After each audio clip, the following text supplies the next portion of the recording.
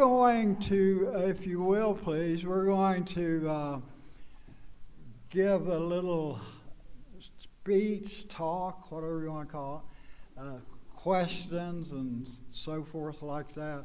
And then that won't be very long. And then after that, if you have questions about any of the craft work on the tables, please, ask the people behind the table. I'd like to call them up so that you know who they are. Living Waters people, come up a second. Right now. Come up. All of you.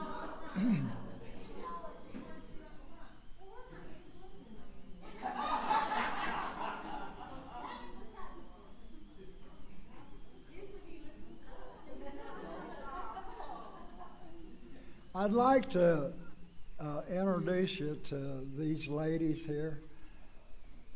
We got a gentleman somewhere. There he is. He's a little slow. His skirt's slowing him down. Yeah, his skirt's slowing him down. I'd like for them to come up here, introduce yourself and who you are. Okay? And hello, people. My name is Doreen George. I feel like I'm running for chief counsel right now. Yes! I am the president of our church, our women's group, and our council. I really appreciate y'all inviting us over. But my name's Doreen, and they call me MacGyver. MacGyver from the old TV show, Because she can fix where you can anything. fix anything. Yeah. Even her own vehicles. Hello, I'm Shannon Jacobs. I'm part of the women's group, and my nickname's Shannon. Hello. I don't like microphones, so my name is Lee, and I belong to these two. Oh, I get to claim him.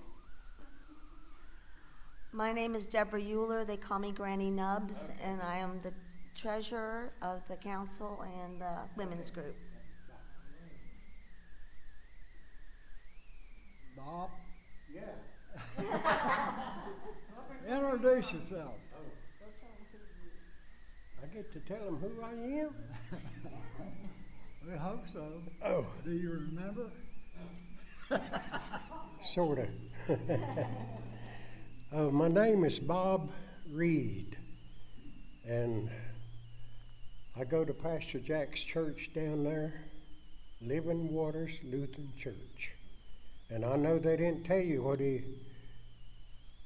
we're the only church probably in the world that has a puppy dog for our pastor. Jack Russell. Now I better behave and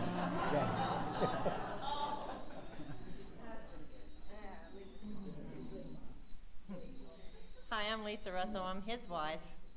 I'm their kind of boss. And they call me Linda. Listen, Linda. Everybody has a nickname at our church. Everybody does. I have a question. Yes, ma'am. Did you guys make those beautiful skirts? Yes, ma'am. Oh, What I She does make them now. She makes them. She just did. what I was going to do as part of the introduction is to say the ladies are wearing what they call ribbon skirts, and I'm wearing a ribbon shirt. These are all indigenous to our Cherokee culture, and so these ladies, they look fabulous in those skirts. Yeah. So anyway, before I give a brief history of Lutheran Living Waters, Um, do you all have any questions that I may be able to? We got some experts up here about tribal people and all that bunch of stuff. Yeah. We're gonna brag. We're going to brag a little bit on our pastor. He is the only full-blooded Cherokee that has a doctorate. He's also the first and only full-blood Cherokee to ever be ordained into the ELCA. And our congregation at Living Waters is the only Native congregation anywhere in the ELCA east of the Mississippi. So he's the token Indian when Chicago needs him.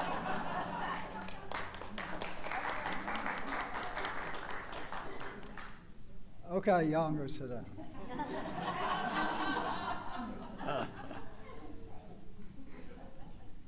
You know, for Indian people, especially Cherokee people, humor is a way of life. Humor takes place of the tears that we've been crying over for the last 500 years, you know. So we use a lot of laughter in the ministry, and if you ever come to do some like some work at helping out at Living Waters, if you receive a nickname, that's probably the highest honor they can do you, okay? Like Bishop Smith, he would come up and work down in the pantry, and we got so used to him working down there that they just kind of brought him in as part of the family, and so they gave him a nickname. He was picking up some potato sacks or something, and all of a sudden, my wife Lisa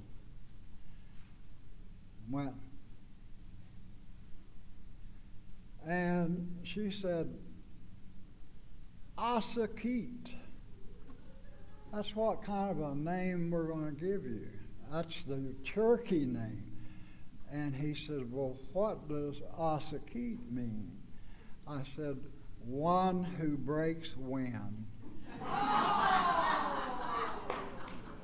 He is so proud of that name.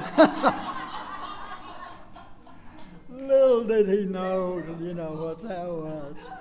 But again, if you're given a nickname when you visit, you know, they love you, and, you know, and so forth like that, you know. Just a brief history, and then after the brief history, we'll, if you have any questions about the Qualla boundary, that's the legal name of the reservation, then after the brief history is over, if you have questions, we'll be glad to answer them as far as even the Cherokee culture. Living Waters came into being in 1985. The pastor who came and was the mission developer was the Reverend Dr. David Hill, and I'm sure some of you may have crossed paths with him somewhere. He was the first mission developer.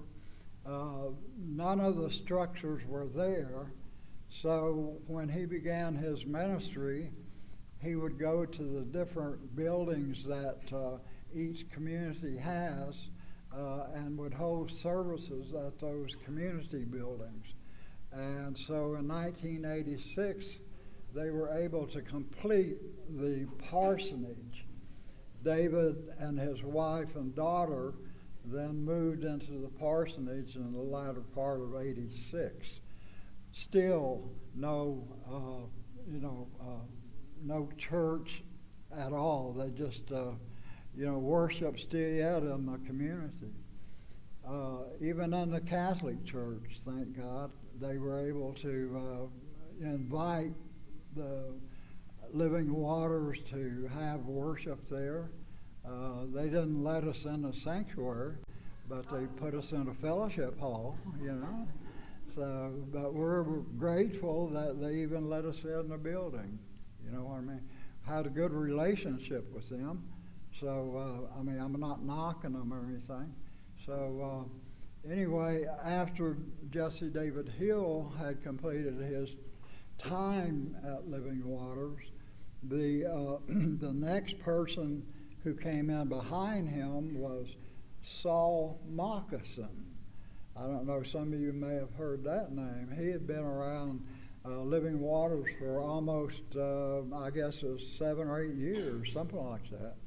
And so he established a lot of good relationships around the churches. He developed a music ministry, so to speak. He taught the ladies how to play that, what is it called? That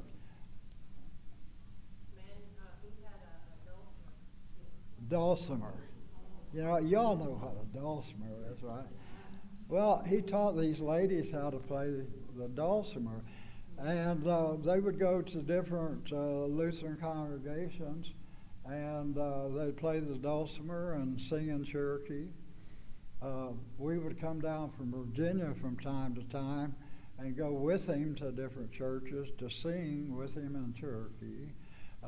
So, you know, we've had a long-term relationship with Living Waters before I was even called there. So after Saul Moccasin, the next pastor that was called there was Mary Louise Frenchman. She was there for how long? 5 years, 4 or 5 years. And then this was after the structure was built to hold the services in. They converted the parsonage into a worship center. They did some renovations. Some of the churches down from Charlotte, I think Our Savior's was one of them, came up to Living Waters, and they restructured the inside of the parsonage. Where we have now, we just held this past weekend the Welka Conference for Smoky Mountain. And so that area that you were in is our worship center. Yes. Uh-huh. So anyway, we do all our activities, whether it's with community or whether it's having any kind of Denver, celebration of weddings. We've had 2 or 3 in the last 4 or 5 months. And we had the very first traditional wedding where, it was a full service. Most of the time people are in a hurry to get married, so. Which only takes about 30 minutes, right? So anyway, we had our first full-blown wedding. All the trappings, decorations, singing, all that stuff. We even had a toast to the bride and groom. Fortunately, we don't allow liquor in our church and so forth. That's one of the bad problems they have on the res up there, addiction to alcohol and drugs. So anyway, it was a blessing for us because it was the first full-blown wedding we had. So where we're at right now, we have a program called Food Pantry. Most of you have heard of that, or have come over and helped out maybe, or brought food over there. And I just want to say that Grace is been a long-term partner, and without your help, I'm talking about the congregation and the powers that be at Grace, pastor, the ones, we couldn't be as vital to the community without your help. and that's both financially and with food. You know, I know you've got food out there for us to take back, any kind of clothing, things like that. So you're a vital part of our partnership. Yeah. Yeah. And on behalf of Living Waters, I want to say SKI, S-K-I or S-G-I, SKI in Eastern Band, Cherokee, that's thank you. And then I'll say Wado in Western Cherokee, that's thank you. Okay, so SKI, Wado, we appreciate it, and we hope our partnership continues for as long as we can hold it together, right?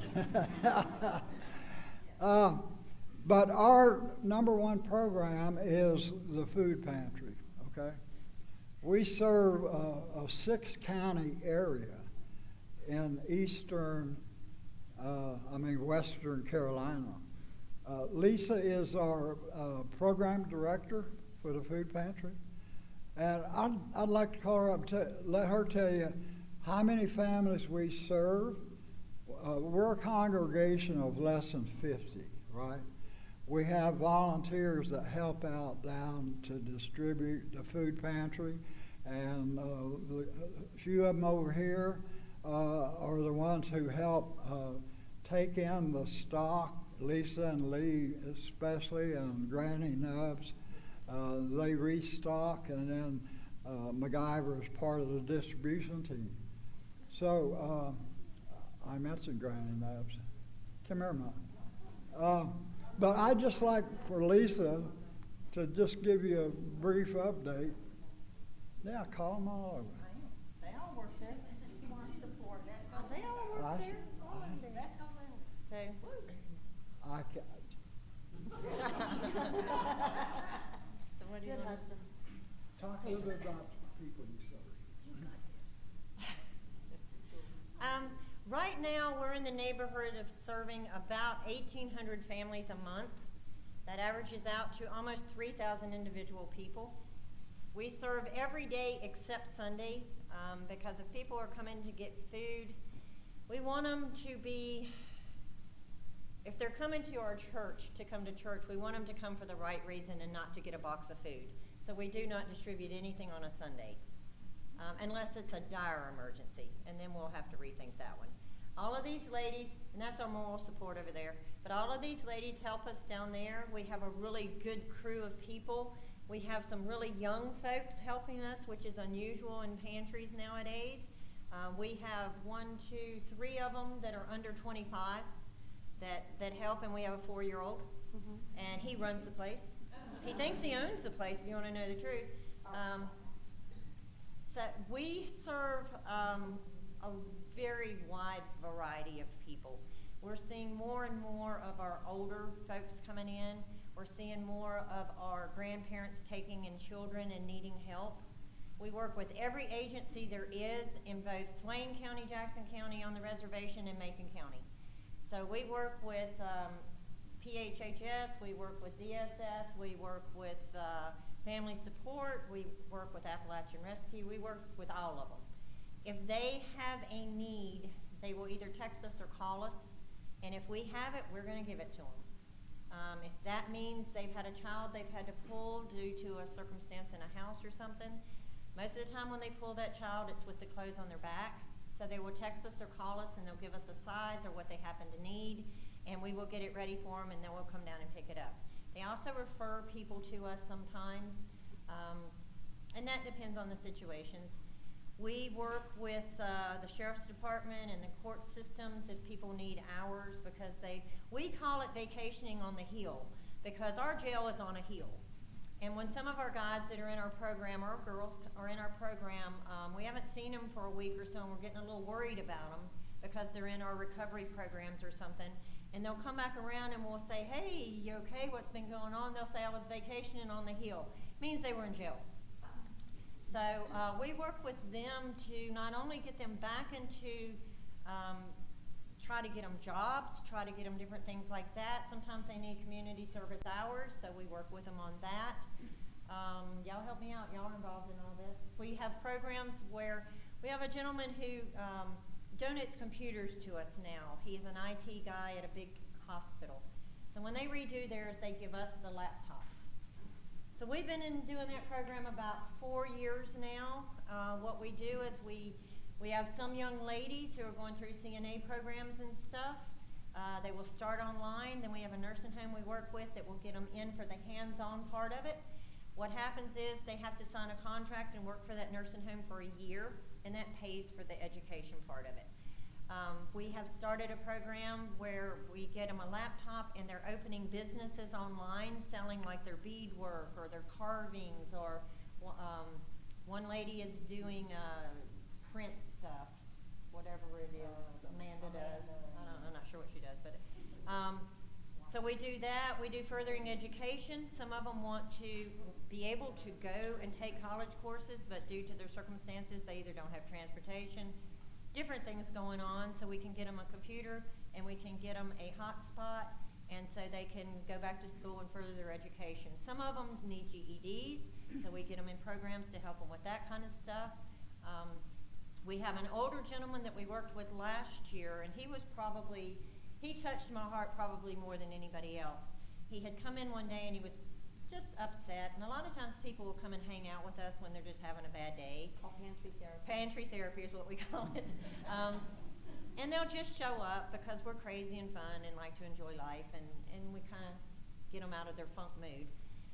But he came in and he was talking about his son lived in Washington State and that he really missed him so much and all this. And so I said to him, I said, do you ever talk to him on the phone? And he said, yeah, and he's been trying to teach me to do that face thing that you do on your phone.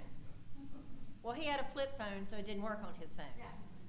So I went and got a laptop and brought up Skype and stuff, and I got a hold of his son. I called his son and I said, do you Skype? And he said, yeah. And I said, okay, give me a number because we're going to Skype. And he said, I don't know you, lady. I said, you're about to. Give me your number. So we called him up, and he came up on the screen, and he said, I still don't know you, lady. And I turned the screen. I said, do you know him?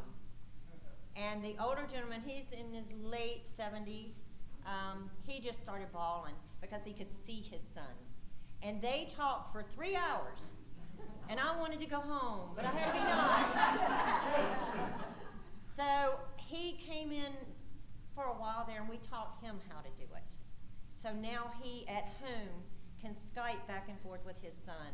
And it was really a touching moment for us to watch this fella be able to connect with his son.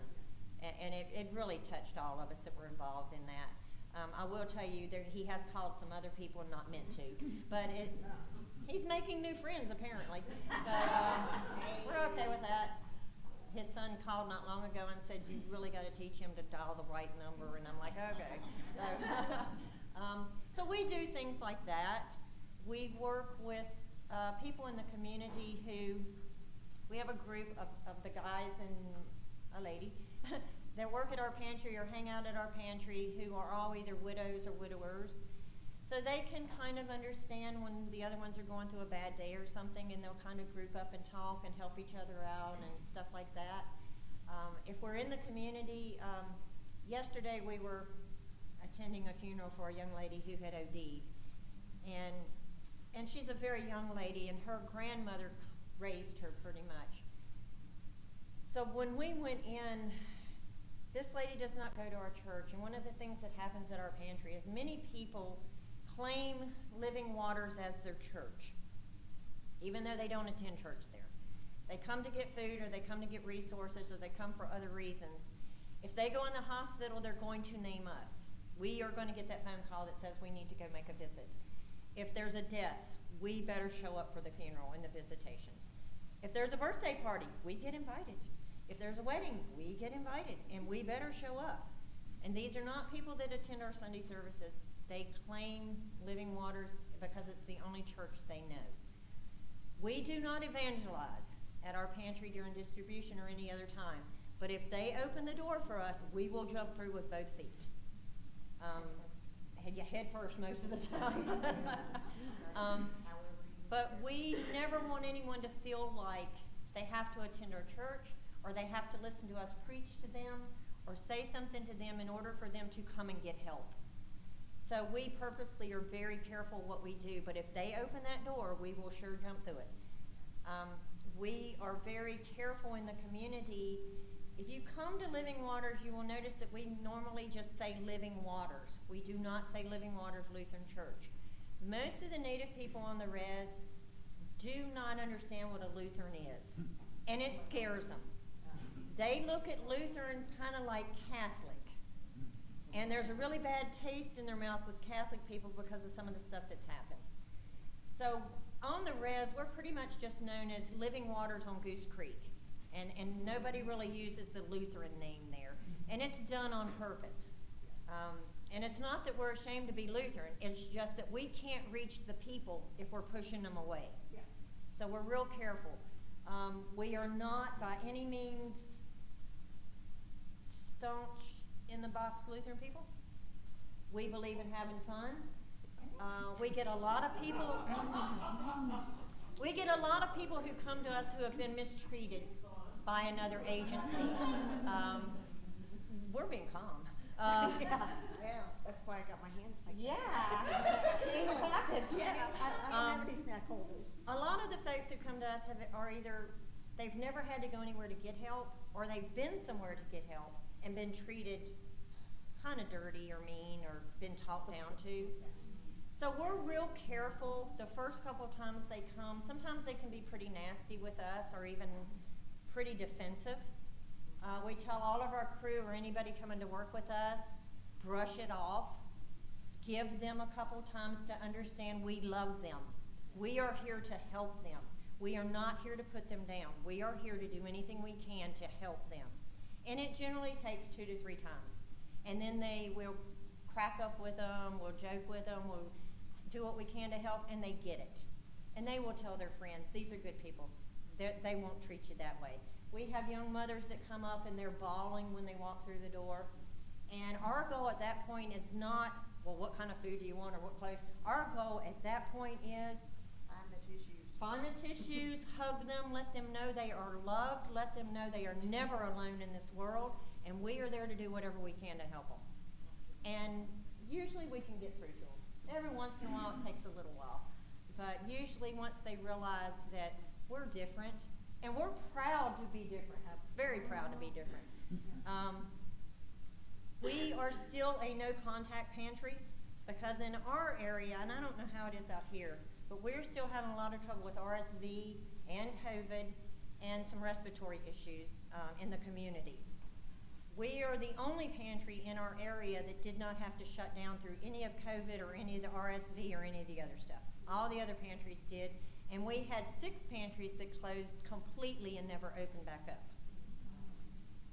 We are the second largest in all of Western North Carolina that is partnered with Manna. We are the second largest pantry. The other one is the one in Black Mountain.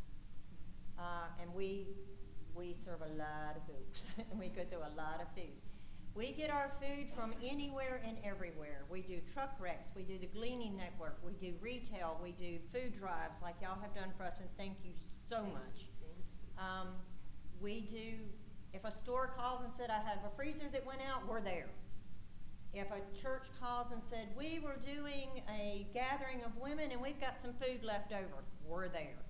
We spend a lot of time chasing down leads, a lot of time. I don't know if any of you know what the Gleaning Network is. It's where when you have your migrant workers that go out in the fields and they harvest the food that is left, you are allowed to go in and glean. There are times I go home and Jack says, you're not coming in the house, you stink. And I'm like, okay. A little story, we were going home from work one day and I had been gleaning and we had potatoes and they were pretty rotten. But we ended up getting about 500 pounds out of all the stuff we had gone through. And I did smell pretty bad, but I didn't realize it. And I had to stop and pick up some medicine at the pharmacy, and I'm driving down the road and I said, man, something in this van stinks. Did y'all leave some food or something in here? And I hear all these voices go, "No, it's you." And I went, "Okay." I realized it was me later. But we do, our folks, and I am so proud of, and there's 15 that work there altogether. They are not afraid to get their hands dirty. They are not afraid to get out of their comfort zone. They are not afraid to give somebody a hug. We feel that... And we don't do it this way? No, we don't do it that way. We have gathered in prayer. Oh yes. Oh, if somebody comes up and they are having a really bad time and they ask us to pray with them, our whole crew, all 15 of us, will surround that car and surround those people and pray with them. If somebody's having a birthday, we find a cake, a cookie, a cupcake, something, and we go out to their car and we all sing happy birthday to them. We have a little girl. She's not little. She's 60-something years old. Yeah. She comes, and when she comes with her, who's she coming? She has Down syndrome. She comes and she gets the stuffed animal, and if Miss Lisa doesn't give it to her, she won't take it. Now she has Down syndrome, and her mother passed away, and she moved in with her sister. And if you're ever there helping us out, you're going to see some things that are like, wow, okay. This, we say young lady, because she really does only look like she's in her early 20s. If I don't give her the kind of stuffed animal she wants, she can cuss better than a sailor. And she'll tell me exactly what's going on, and I have to go get another one. We have a Ruby stash. We have a Ruby stash. It's a whole box full of things for Ruby. I have been known to be able to sneak them through the front window when Mom's been real busy because I could pass for Mom. We have people who have very strict diets, especially our diabetics. We have one gentleman who has a heart condition as well as diabetes. We fix him a special box. We have a young boy. How old is he? 9. He's lactose intolerant. He's gluten-free, and there's something else. No meat. Yeah.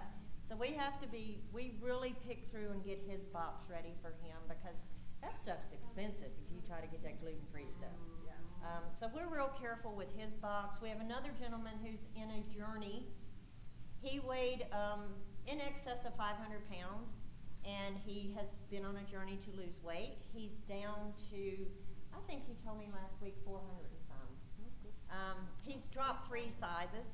So we are very particular to try to find clothes for him to make him feel better about himself.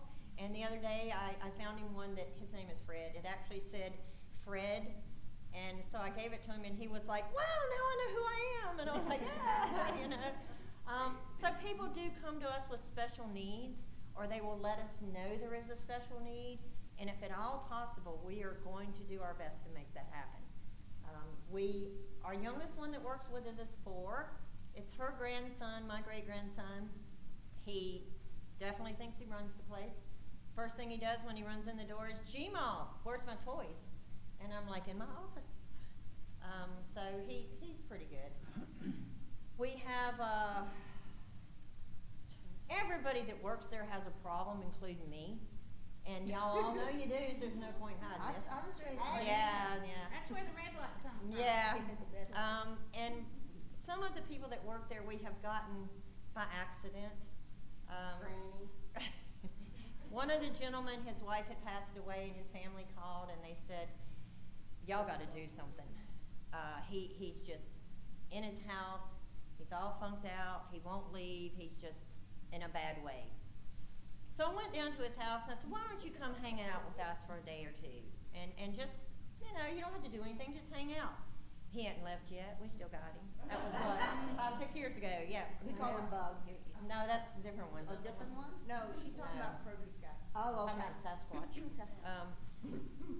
Yeah, we have another one whose wife passed away, and that's how he came to us. That's how she came to us. Her husband passed away. We've tried to get rid of her. She Yeah, won't her leave. wife didn't pass away, it was her husband. I've got a job now. I'm a treasurer. I've got it. I'm ensconced in there. Help me out. What else do we do? I just got stuck with y'all. You got the third. You got section 3. I'm the fly trap. They got stuck to me and won't come off of me. Now, if you're ever help us. We have our own language in our pantry. MacGyver is in Try charge. to behave. No, we won't. No. MacGyver is in charge of big meat. And so, yeah, that's her forte at the pantry, so that's a Big big meat. thing. She's in charge of, what do you call it, Taylor? The staging area. On staging area. I may be the director, but believe you me, they have no problem telling me to get away from their section. Get out of my aisle. And don't leave no holes in my lee bags. See? They got lee bags. Lee lined bags. up. They can't go in the section till it's all gone. I behave myself, they let me outside. Yeah, we have to stay inside. They have to stay inside, I get to go outside. If you could say one thing about our pantry that you think the community recognizes, what would it be? Caring. We care about everybody. Yeah, regardless. Regardless what you think. One of the things that maybe some of you do or don't understand is on the reservation out there, even though it's Eastern Band of Cherokee Indians, there are many tribes represented. If you are Eastern Band, then you can utilize the services from Eastern Band Cherokee, which means you can get medicines, you can go to specialty programs, different things like that. If you are not of their tribe, which our family is not, our family is from Oklahoma, we are Cherokee Nation. So we can't utilize the programs on the reservation in Cherokee. So any of the other people who are other tribes, and there are a lot of them, do not get the benefits of living on the res like if you're EBCI. So that's where a lot of our folks end up coming from, is there may be Seminole, or maybe they're Cherokee Nation, or Arapaho, or Cheyenne, Choctaw, and so they aren't getting any kind of benefits. That's why they end up needing more help. So they come to us for that. EBCI does get per cap twice a year, but there's some things people don't understand about per cap too. Okay? There has to be a spin down if you're on any kind of, like if you're on Social Security, if you're on disability, if you're on any kind of government help at all. When you get that per cap, you have to spend it down. Just like you do if any of you know about disability or something, you can only have a certain amount of money or they're going to take away all your benefits. So that's the same thing. If they get this per cap, they have to do. So a lot of them will pay their rent or go buy some extra groceries or pay their insurances up for 6 months or something like that, just to keep it down so they can keep their benefits. So that's a big thing too. The other thing that happens with that is it is based on what's happening at a casino. And during COVID and during this time, things have dropped off a little bit, so they're not getting what they used to get. So that's made it a little harder on folks too. We also work with the agencies who this time of year, in May and in September, they run out of money. So they send everybody to us. And it's not just the tribe. The county governments run out of money too. So all of Swain County agencies, like their DSS systems, their resource systems, any of the agencies that help people are out of money right now. So they send everybody to us. There were 9 pantries in Swain County. The rest is Swain and Jackson. Right now, there's only 5. The rest of them have shut down.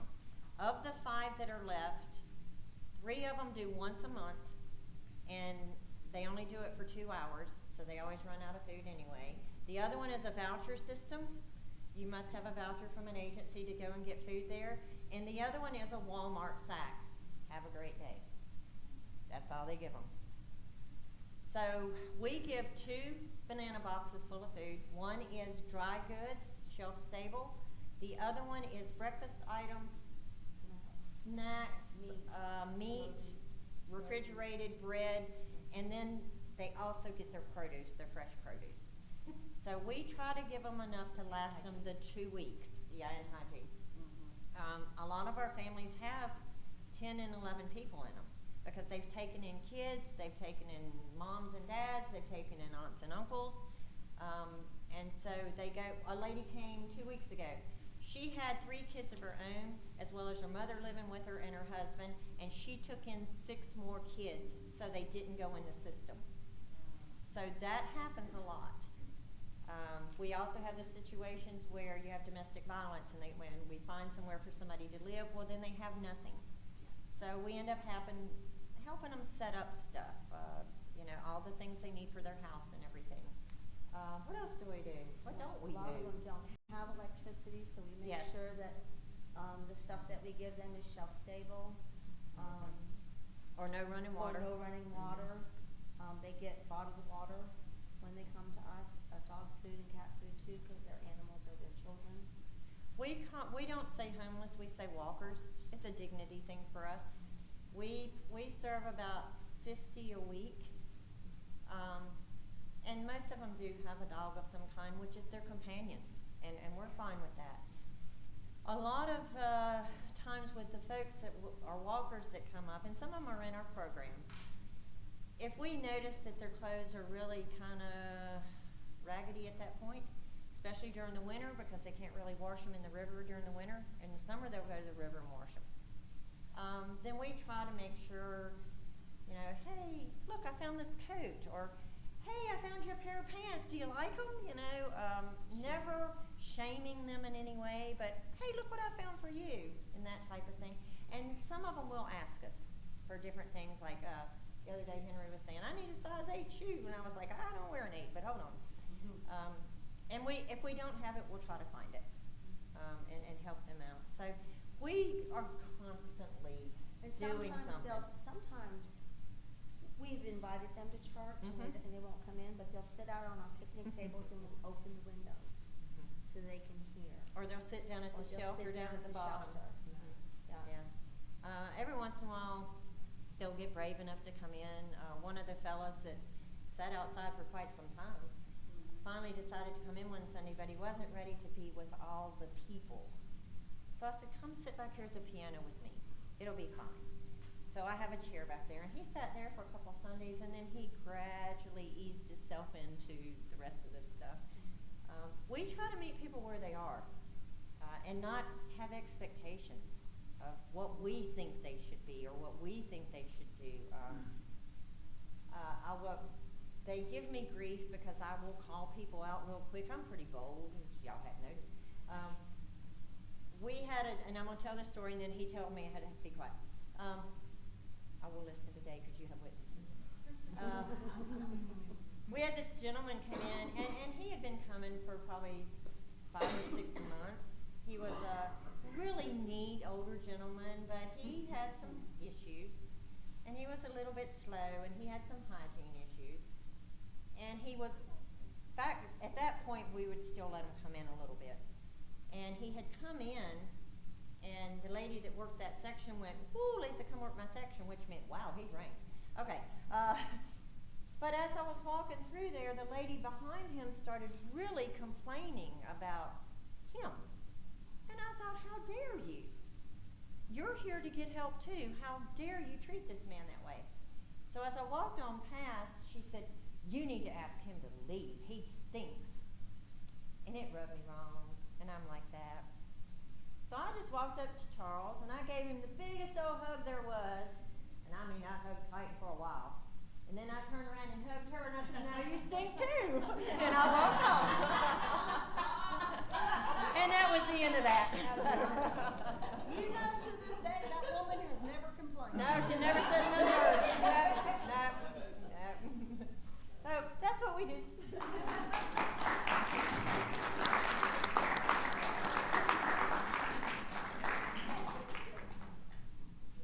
Any questions?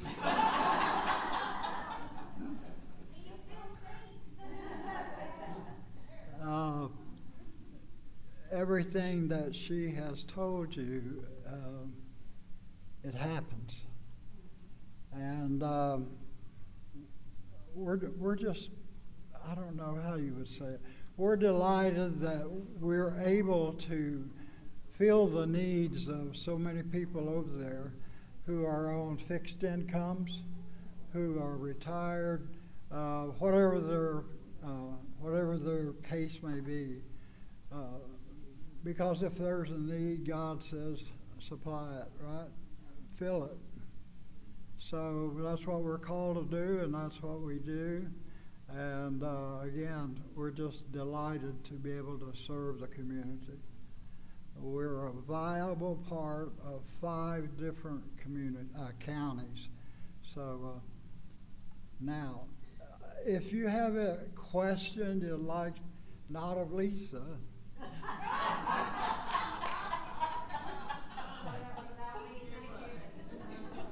but if you have a question about the Cherokee people, the boundary, the culture, anything.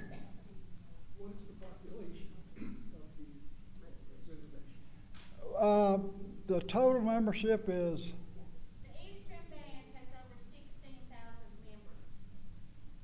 Western Band has over 100,000 members. we have in Cherokee Nation pretty close to 400,000 enrolled. They call them citizens out there. They don't call them tribal members. They call them citizens, and that's what I belong to that Western Band of Cherokees. So, story about that is back when COVID hit, and the federal government decided they wanted to help out the tribes throughout the nations because of, lack of money a lot of places. They gave each federally recognized tribe, and there are over 570 federally recognized tribes in the whole United States, okay, over 570. So the federal government gave them a stipend of some kind. Well, when people found out how much the Cherokee Nation of Oklahoma was getting, there was a rush to get registered because the Cherokee Nation was giving each enrolled member $2,000. So you can imagine the haste to get on the rolls. They gave you a year and a half to get on the rolls, and you could still receive the stipend. So that's how we became so populous. So I could say. It wasn't because of Mother Nature and man and woman, it's because of COVID. One other quick question. What is the total words in the Cherokee dictionary? That what? How many words in the Cherokee dictionary? We don't have an actual dictionary. What we have is like the alphabet. The Cherokee people call it the syllabary. And there are 82 characters. And unlike the ABCs, these look like Russian or Portuguese. They're unlike anything English. But each character comes from a certain sound of the voice of whoever's talking. You know what I mean? So Sequoia was the man who invented the syllabary. His actual name was George Guess. So again, 82 syllabaries. 86. Eastern Band's got 86. We got 82. So that's the difference between the Western Band. MacGyver and I and Lisa always have a discussion about how things are pronounced. For example, I'll say, hey, the third federally recognized tribe lives in Oklahoma, or they're in Oklahoma. I said they're part of the old Katua Band, which means they were one part of the first settlers. But she doesn't say Katua. Listen to what she said. Gadua or something like that. But we always see that's the difference in dialect, even in the same tribe. In the beginning, the Cherokees had covered 7 states on the East Coast. And so there was a lot of those people that lived in those 7 states that when the removal of the Trail of Tears began in the 1830s, a lot of them didn't go anywhere. So they didn't get put on any of the rolls. You're counted like Hitler did with the Jews, where you put a tattoo number on your. Well, we didn't get the tattoo number. We got a card with a number on it. And that proves that we're Cherokee, we belong to the tribe. So it's something that, again, there's quite a few differences within our own tribe. At one time, we were one tribe. We were called the Cherokee Nation. After the removal, it became 3 different tribes: Eastern Band Cherokee Indians, Cherokee Nation, and United Kituwa Band. So, anyway. Yes, sir. I was just wondering, does your wealth come from? As far as industries, is it self-contained within the Cherokee Nation, or is it members of the Cherokee, the high school, and all the schooling and everything else go into the community, and I imagine tourism is a big income factor within your nation.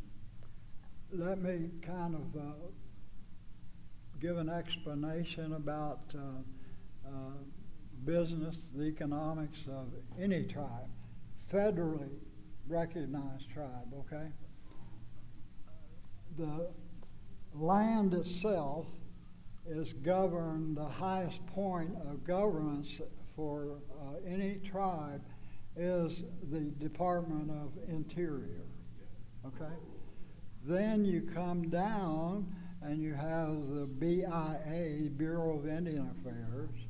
So we're governed by higher power, okay? Every tribe that has land, it's held in trust. That's what they call it, trust. Trust meaning that it cannot be sold to outside tribal members, like here in Eastern Band. No one can come in there and just buy a piece of property. You have to have some relation, some kinfolks there. And one of the things that happened with that is the big box businesses, the big stores, the big companies, since they couldn't purchase and own the land, they could only lease it. That's the main problem about why we don't have Walmart, or any of the box stores on the res over there, because they want to own it. They don't want to lease it. It happens in every recognized tribe that the land is held in trust. Another question I have for you. Does the tribe have representation in the legislation in North Carolina? Do you vote for representatives? Do you have a voice in North Carolina? One of the treaties said that a federally recognized tribe that has previous historical negotiations, treaties, and so forth with the federal government, they could have equal representation, okay? Now, what's happened, and that's been since the beginning of the government here, 1776 BC, before casinos.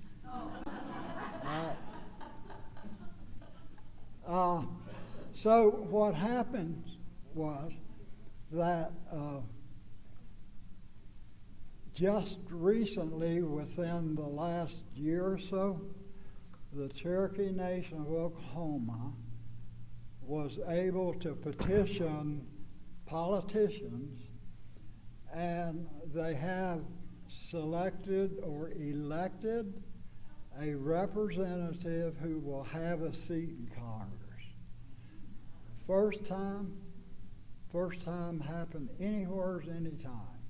So we'll see if that actually bears fruit for the rest of the tribes, because, you know, we didn't become citizens until 1924, right? So before that, we couldn't buy land, own land. We couldn't marry outside our tribe. All of that, you guys have heard the stories and stuff, so I ain't going to go into that. Another question, anybody? Yes, ma'am. Where were you, Pastor Jack, when you got the call to come to Cherokee? Pardon? Where were you when you got the call to come to Cherokee? I was in Oklahoma at my home congregation. I'm a cradle Lutheran. We had, the Lutheran Church had been in that community since 1892, and the Danish Lutheran Church was the sponsors of that church, and they funded the building of the sanctuary, and then they were able to begin a children's home to fill the needs of the young Cherokee children there with food, clothing, bedding, education. So I grew up in that home because my mother was a house matron. She was a house mother because she was the first language Cherokee speaker. And at that time that they were bringing the young children in, very few of them spoke English. So you can see the need for that translation from Cherokee into English, because these kids were wondering, why am I here? Why did my mom and dad get rid of me? So mom would have to explain to them that they didn't get rid of you. You know, it was a matter of not having the money to clothe you, feed you, send you to school. So they'd have a better understanding. They didn't like it, but they understood the real reason they were there. You know what I mean? So anyway, that home is still in existence today, and it's a Lutheran home. Lutherans were part of the complicity of the boarding schools. Lutherans throughout the United States. Okay, I want y'all to know that. Your history is complicit with boarding schools. Okay, and if you don't believe me, ask MacGyver. You know, they had a boarding school in Cherokee. Her dad went to it back there. Bob Reed, in his younger days. You went to the boarding schools, didn't you? So, I mean, boarding schools have, in the last few years, the news has come out about what happened at those boarding schools. You know, so many children just disappeared. They're finding mass graves. It's only the beginning. Oklahoma, as a state, had more boarding schools than any state in the Union, okay? Simply because Oklahoma also has the most Indian tribes in the United States per state. Oklahoma has more tribes than any other state. So, anybody else? Yes. Is Cherokee taught to the children in school? Pardon? Cherokee language taught to children? It is taught at Eastern Band over here. They have what they call They have the United Sedilla Academy, which is a Cherokee immersion, which they will start from 6 weeks, graduate into pre-K, as Cherokee language being first language and English is second. So then they will graduate from there and move into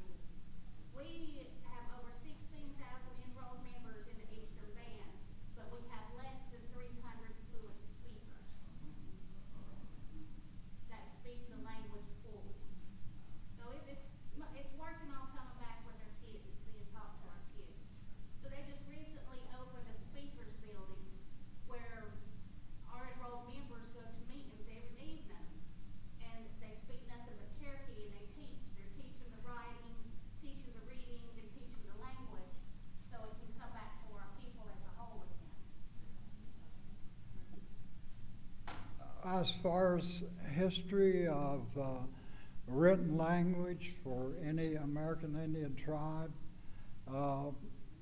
as far as history goes, the Cherokees were the first to develop the syllabary written language.